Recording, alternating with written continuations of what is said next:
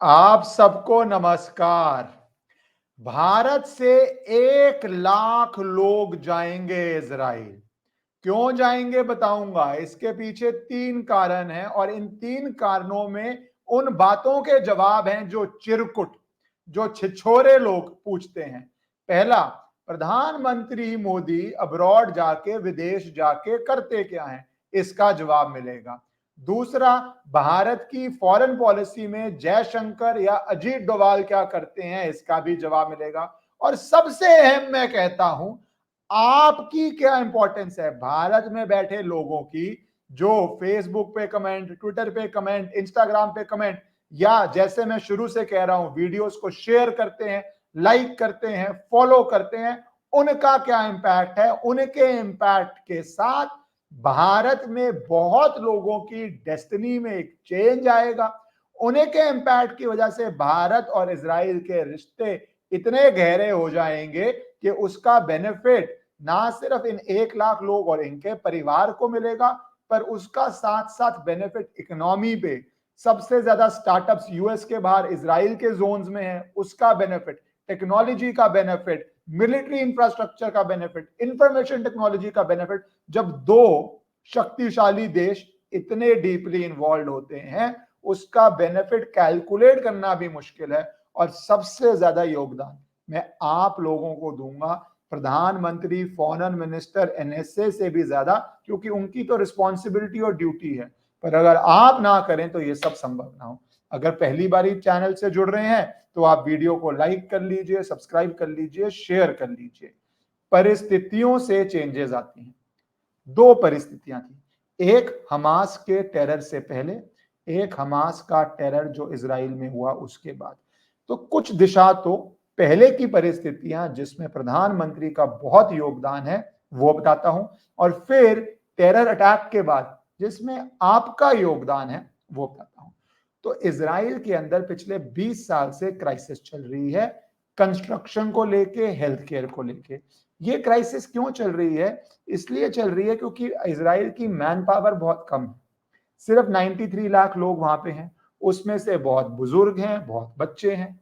उसके अंदर जो वो इंडस्ट्रीज में हैं वो यूजुअली फाइनेंशियल, बैंकिंग, मिलिट्री में तो सारे ही हैं, उन सब इंडस्ट्रीज में हैं। और बहुत सारे फ्रीक्वेंटली कभी यूएस में होते हैं, फ्रांस में होते हैं, यूरोप में होते हैं। तो कंस्ट्रक्शन इंडस्ट्री उनकी सफर करती है, और हेल्थ केयर इंडस्ट्री, और भी इंडस्ट्रीज हैं, पर ये दो प्रमुखता से सफर करती हैं। तो इसका सोल्यूशन क्या है? और ये पिछले चुनाव में भी बड़ा मुद्दा बना, क्योंकि कंस्ट्रक्शन हो नहीं पा रही थी, तो प्रॉपर्टी प्राइसेस इतने ऊपर है, अगर नया इन्वेंट्री नहीं आएगा, नया माल नहीं आएगा, नया घर नहीं बनेगा तो होगा। तो इससे क्राइसिस में क्या हुआ, उन्होंने फैसला किया कि हमें लेबर चाहिए। मोस्टली उनका जो वर्कर था वो पैलेस्टीन से आता है। कुछ साल पहले तक 1 लाख था। अभी आईएलओ की रिपोर्ट आई है, इंटरनेशनल लेबर ऑर्गेनाइजेशन की, के जून के अंदर, मई की रिपोर्ट है, जो कहती है 1,92,000 पैलेस्टीनियंस थे।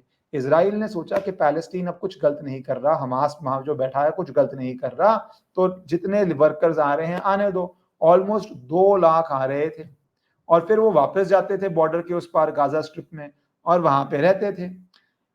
हुआ क्या इसके अंदर, जब ये स्थिति थी तब भी उनको जरूरत थी लेबर की। ये मैं बता रहा हूं 7 अक्टूबर से पहले, जिसमें मैंने कहा मोदी, अजीत डोभाल, जयशंकर, इन सबका रोल है।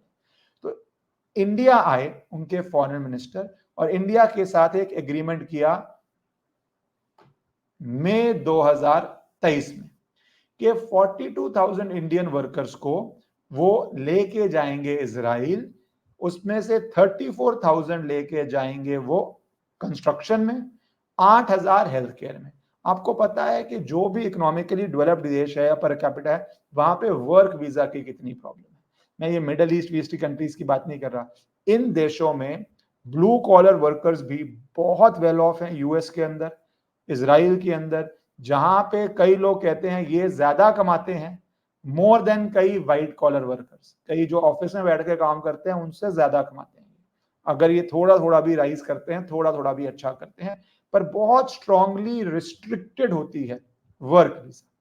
और जो बॉर्डर के साथ है वो तो इलीगल इमिग्रेशन कर सकता है या बॉर्डर के साथ से कर सकता है। इंडियंस के लिए ये प्रॉब्लम। और जब हम वर्ल्ड की बात करते हैं ट्रेड की, मैं शुरू से कहता हूं और बहुत इंडियन इकोनॉमिस्ट कहते हैं कि अमेरिका या वेस्ट चाहता है कि वो अपना चीप कैपिटल ले, अपना फाइनेंसेस लेके इंडिया में चीजें खरीद ले, पर इंडिया में जो अबंडेंस है, युवा शक्ति है, यूथ है, उसको वो वर्कर बना के लीगल मीन से वहां नहीं लाता है। क्योंकि आप लीगल मीन से जाते हैं तो आपको ना किसी को, जो प्रॉब्लम कई बार कुछ लोग कनाडा जाते हैं इलीगल रास्ते से, आपको कोई किसी को 20, 25, 30, 40 लाख नहीं देना, आपका वर्क वीजा है। आपको कोई वहां पे छुप के नहीं रहना, आपको पहले दिन से हेल्थ, मेडिकल, जो भी कंपनी आपको हायर करती है वो बेनिफिट्स हैं, सैलरीज हैं। तो it's a very good job उस तरह से अगर आप देखें तो, और अपॉर्चुनिटी भी है, आप वहां पे जाके अलग तरह के काम भी कर सकते हैं जैसे आपका वीजा चलता है। तो ये 42,000 लाने का फैसला इसलिए किया कि उनको चाहिए था, और उनके पास तो देश ही देश है, किसी भी देश से, Africa, China, middle east, Pakistan, Bangladesh, अनगिनत देश हैं जो ये अपॉर्चुनिटी लेना चाहेंगे। पर यहां पे जो रिश्ते अच्छे थे प्रधानमंत्री मोदी और इजराइल के, तो वो इंडिया आए 42,000 लोगों को देने के लिए। पर हाँ, उन्होंने कहा धीरे धीरे लाएंगे, हर साल 5-10 हजार, 8,000, इस तरह से वो लेके वहां पे जाएंगे। और करंटली सिर्फ 18,000 थे वहां पे जो वर्क वीजा के साथ थे, सिर्फ 18,000 से 48,000 भी ऑलमोस्ट 2.5 गुना बढ़ गया था, 2.5 गुना वो जंप मार रहे थे टोटल अभी तक खेत में। इसके बीच में जो मैंने कहा हुआ, जो विश्व सारा शॉक्ड हुआ, मानवता शॉक हुई कि पैलेस्टीन के जिन लोगों को वो वहां आने दे रहा था इजराइल, उसमें हमास के इतने समर्थक थे कि अब ये जज करना मुश्किल हो गया कौन हमास का था और कौन सिर्फ काम करने आ रहा था। ये जज करना मुश्किल हो गया, और मल्टीपल लेवल इजराइल का भी फेलियर हुआ। वो इस फेलियर से सीखेंगे, वो इस फेलियर से लड़ेंगे, पर एक फेलियर हुआ, मल्टीपल पॉइंट्स पे फेलियर हुआ, इंटेलिजेंस का हुआ, शायद वो ज्यादा ओवर कॉन्फिडेंट हो गए, शायद कुछ लोग कहते हैं केयरलेस हो गए, शायद कहते हैं वार्निंग इग्नोर कर दी, शायद सोचा कि हम इतना इकोनॉमिक बेनिफिट दे रहे हैं जो वर्कर्स आ रहे हैं कि वो यहाँ पे अपनी जॉब के लिए कुछ ऐसा नहीं करेंगे। पर इकोनॉमी कभी किसी देश को बचाती नहीं है, मिलिट्री बचाती है। भारत सोने की चिड़िया थी, इकोनॉमी नहीं बचाती है, military power mixed with economy बचाती है। इकोनॉमी को फिर यूज अगर मिलिट्री पावर पे ढंग से नहीं किया जाए। एनीवेज, इजराइल का बुरा समय आया और ये हुआ। उसके बाद जो इजराइल कर रही है पैलेस्टीन में, वो भी आपको पता है। तो उन्होंने डिसीजन लिया कि अब हम पैलेस्टीन के वर्कर्स तो आने नहीं दे सकते, यहाँ पे ऑलमोस्ट 2 लाख हैं, उनको इन 2 लाख के बाद भी शॉर्टेज थी, तो क्या करें। यहां पे आया China option, Pakistan option, middle east option, Africa option, Bangladesh option, Bangkok, Indo, कितने ही देश हैं वर्ल्ड के ऑप्शन हैं। पर यहां पे आया आपका रोल। हाईवे क्रिएट कर दिया था प्रधानमंत्री मोदी, अजीत डोभाल ने नेशनल सिक्योरिटी कॉर्पोरेशन में, जयशंकर जी ने। पर पूरे वर्ल्ड में मैक्सिमम सपोर्ट अगर इजराइल को कहीं से आया है तो इंडियन से आया है। इंस्टाग्राम पे, फेसबुक पे, ट्विटर पे इतना आया कि, और वो ग्लोबल प्लेटफॉर्म है। यूएस के अंदर हार्वर्ड यूनिवर्सिटी, स्टैनफोर्ड यूनिवर्सिटी, कई पेन यूनिवर्सिटी अलग अलग तरह की बातें कर रहे थे, जूस पे प्रेशर डाल रहे थे, इजराइल पे प्रेशर डाल रहे थे, वहां के बिलियनियर्स अब उनकी फंडिंग रोक रहे हैं, वो सब चल रहा है। और भारत से इतना स्ट्रॉन्ग सपोर्ट आ रहा था। अब उनके लिए वर्कफोर्स भी जरूरी है और साथ ही साथ नेशनल सिक्योरिटी उससे भी जरूरी है। उनको ये दिखा कि भारत के लोग, और वो सबका सोशल मीडिया प्रोफाइल देख सकते हैं, आप पूरा डाटा एनालिसिस करेंगे, ओवरवेलमिंगली, मैं कुछ लोगों की बात छोड़ रहा हूं, ओवरवेलमिंगली इजराइल के साथ खड़े हैं, समझ रहे हैं मानवता को क्या धक्का लगा है, समझ रहे हैं क्या डेंजर है हमास जैसे टेररिस्ट का, समझ रहे हैं कि इजराइल को अपनी प्रोटेक्शन के लिए क्या क्या करना पड़ेगा, क्योंकि हम भी तो भोग चुके हैं। हमारे पे भी तो 1000 साल से कौन से इन्वेजन हुए हैं, छोड़िए अभी भी कश्मीर के अंदर क्या क्या हुआ है, ये हमारी लिविंग हिस्ट्री के अंदर ही 30-35 साल पहले सबको पता है। तो वो देखते हुए उन्होंने जितने पैलेस्टीन के वीजा कर रहे हैं, अब रिपोर्ट आ रही है कि वो 1 लाख इंडियन वर्कर्स ले जा रहे हैं पैलेस्टीन के 90,000 को रिप्लेस करने के लिए। इंडिया में युवा पॉपुलेशन है, इंडिया में जॉब क्रिएशन करनी है, इंडिया में उस चीज को हमें जिम्मेवारी से निभाना है। पर जो कंस्ट्रक्शन या हेल्थ केयर सेक्टर के वर्कर्स हैं, उनके लिए एक मैसिव, और 1 लाख बहुत बड़ा नंबर है, उनके लिए मैसिव अपॉर्चुनिटी खुल गई है।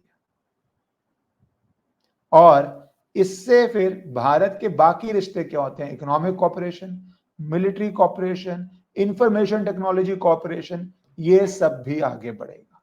कई लोग वहां जाएंगे, वहां पे उनके रिश्ते बनेंगे, जो पूरा एक ह्यूमन लाइफ का, सोशल लाइफ का प्रोसेस होता है। कई शायद वहां पे शादी करेंगे, कहीं बसेंगे, जो भी होता है।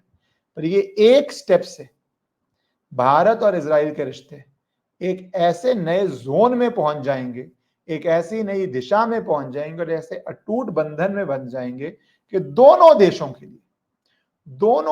लिए, दोनों प्राचीन सभ्यताओं के लिए सिविलाइजेशनली और मॉडर्न वर्ल्ड में मुझे लगता है बहुत बढ़िया है। इसलिए याद रखिए, मोदी प्रधानमंत्री काम कर रहे हैं, पर आप जब लिखते हैं, बोलते हैं एज अ नेशन, उसका ग्लोबल कॉन्सिक्वेंसेस होता है, उसका ग्लोबल परिणाम होता है।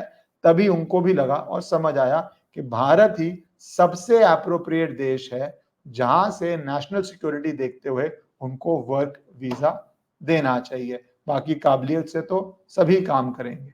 भारत माता की जय। कीप शेयरिंग, कीप लाइकिंग और चैनल को भी सब्सक्राइब कर दीजिए।